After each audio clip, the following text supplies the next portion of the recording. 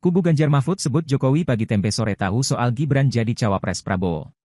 Anggota Tim Pemenangan Nasional, TPN, Ganjar Mahfud, Yusuf Lakaseng kembali mengungkit pernyataan Presiden Joko Widodo, Jokowi.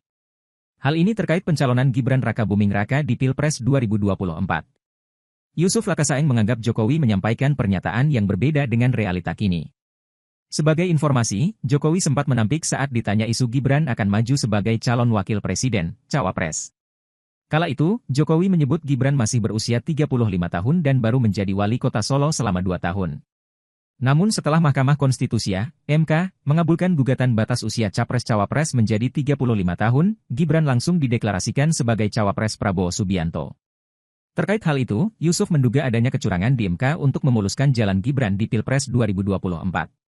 Kalau mau curangkan banyak cara, apalagi tangan kekuasaan bukan hanya tangan terlihat, ada operasi yang tidak perlu dia tampakkan karena akan mengundang reaksi publik, ucap Yusuf, dikutip dari Kompas TV, Selasa, 1 November 2023.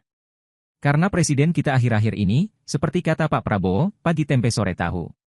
Sebagai pendukung Jokowi 2 periode, Yusuf mengaku kecewa dengan sikap yang ditunjukkan sang presiden. Yusuf bahkan secara terang-terangan menyebut Jokowi telah gagal sebagai seorang negarawan. Sebelumnya bilang Mas Gibran tidak logis dicalonkan, tapi kemudian setelah itu dicalonkan, orang tua hanya merestui, ujarnya. Lebih lanjut, Yusuf menyebut Jokowi kini hanya ingin melengsarkan kekuasaan kepada anak-anaknya meski dengan menerabas hukum yang berlaku.